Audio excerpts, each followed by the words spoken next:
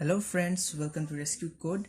Today we are going to write a program to display all the prime numbers from 1 to 100.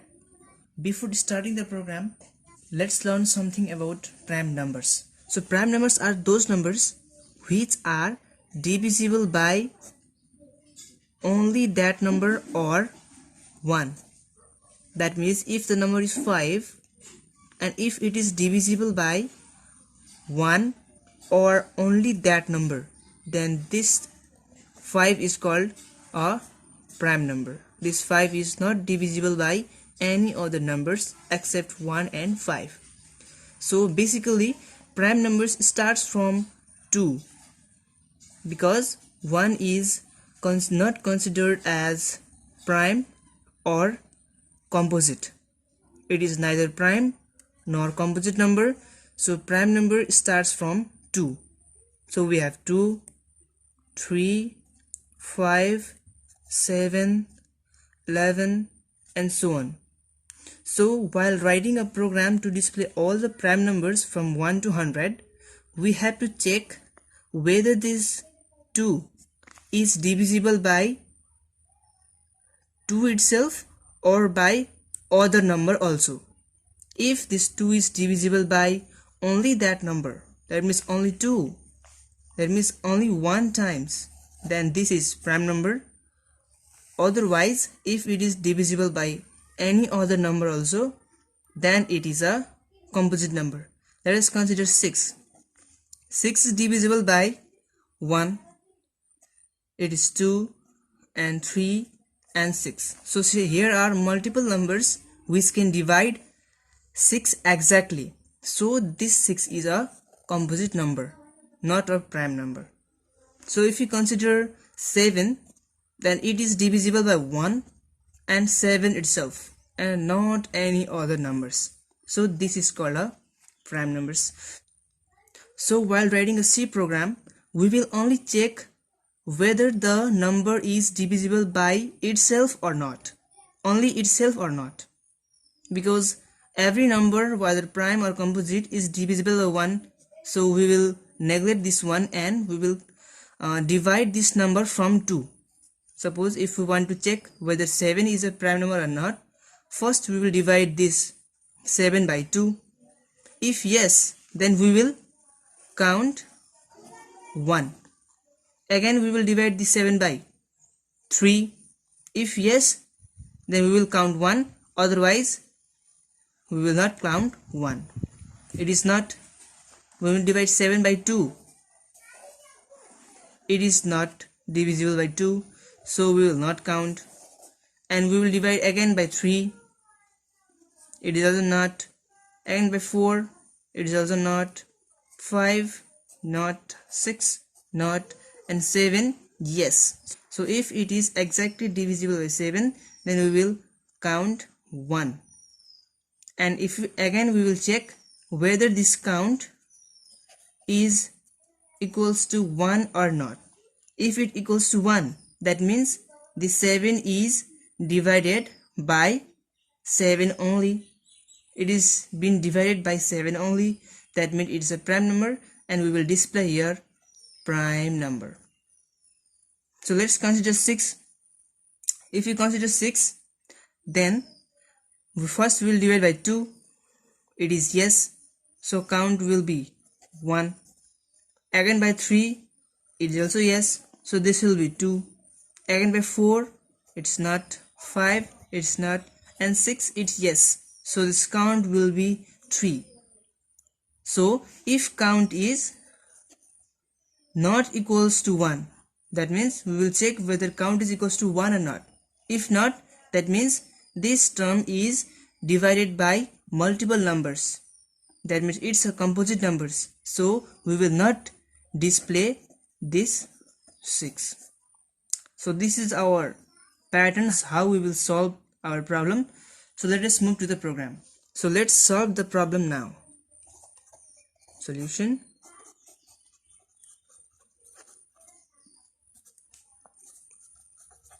We have our header file and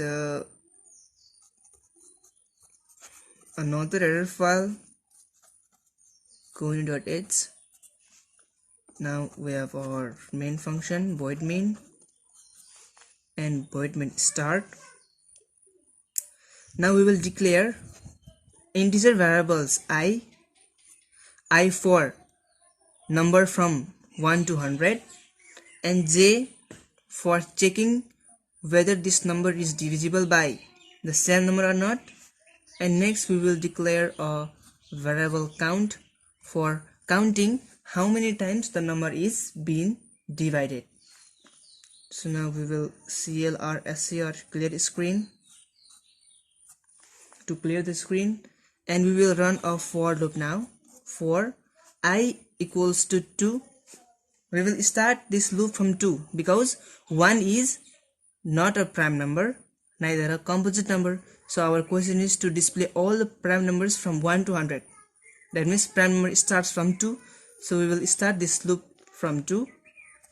Now I is less than equals to 100. We have to display all the prime numbers from up to 100. So condition is less than equals to 100 starting from 2. And now I plus plus. Now inside this for loop we will give a constant value to count equals to 0. Why we declared this count equals to 0, or why we assign this value 0 to count here inside the loop, I will tell you at the last. So now let's leave it, just first solve the problem. Again, after count we will run a for loop for j equals to 2. This is for dividing the number. So we will divide by 2, because not from 1, because every number is divisible by 1. So we will we will check whether this number is divisible by 2 and onwards or not. So j is less than or equals to I, because we are checking whether I is a prime number or not. So if you want to check whether I is a prime number or not, so we have to divide this I from 2 to the number itself. Suppose we were checking 10 whether it is a prime number or not. So we have to go on dividing by 2, 3, 4 up to 10. So I have given your condition that j is less than equals to I or not. Now j plus plus. Now inside this for loop we have to check whether this I is divisible by this 2, 3 and onwards or not. So for that we will give here our if condition. If I modulus j is equals to 0. Modulus means it checks the remainder. If you have written here divide only, then it would check the quotient. But if you write here modulus or percentage sign, it will check the remainder. If the remainder is equals to 0, that means it is exactly divided by the number j or the variable in j. So that if this is I is exactly divisible by j, then what should we do? We should count plus plus. We should count 1, because 1 time it has divided the number. So that we will write here count plus plus. It will add 1 to the value of count. So after writing count, we will close that for loop also. So after dividing, we have to check how many times the number is being divided. For that we will check here if count is equals to 1. That means this particular number, if it is divided only one time, then it's a prime number. So we have to print the value in I of integer value. So we will write here %d/t for a 5-letter step, and we will bring it from I. So after printing, it is done, and we will close this main loop also. And now we will write here get ch to input a character, and the program is closed now. So now I will explain you why I have given the constant value 0 to count here inside this for loop. I equals to I is 2 now. I is 2 and I is less than equals to 100.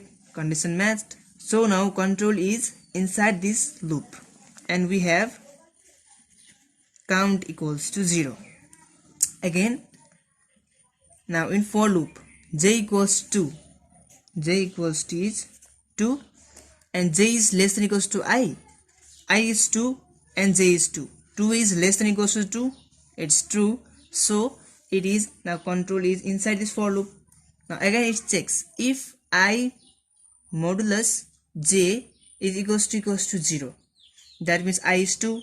2 divided by 2 is equals to 0. Yes. If yes, then count plus plus. That means count becomes now 1.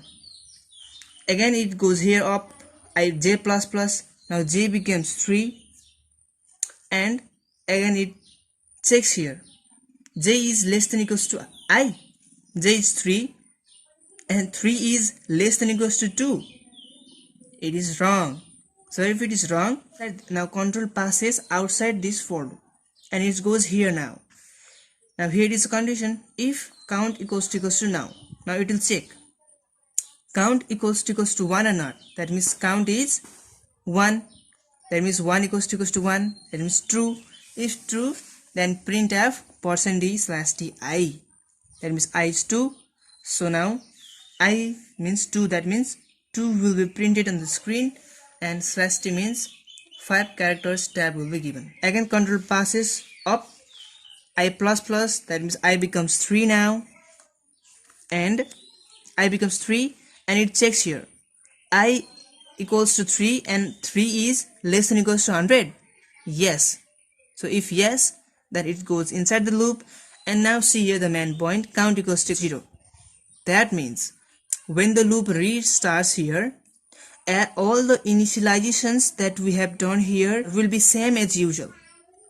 For example, when the control passed to this for loop again, what we have initialized here? We have initialized this count with 0. That means again this count value will be 0 and this j value will be 2 and all the condition we have set, what we have set here remains the same. And again it executes. That's why we declared this 0 count equals to 0 inside the loop. If we have declared this outside the loop here in declaration part, then what would happen is first time when it checked 2 whether it is prime or not, count will be 1. So count initially when first time it checks 2, then count will be 1. Again when we check 3, then count will be 2. Of course count plus plus, that means now count will be 2 while checking 3 and it checks here count equals to 1 or not. It is 2. Then it would not print 3 because count was 2, but 3 is a prime number. We have to print it. So for that this value of count should be replaced again and again when we check different numbers whether it is prime or not. So that we have declared this count equals to 0 inside the loop here. So I hope you understood this program. Make sure to like and click the subscribe button. If you want me to make more videos like this, then please comment. Thank you so much for watching.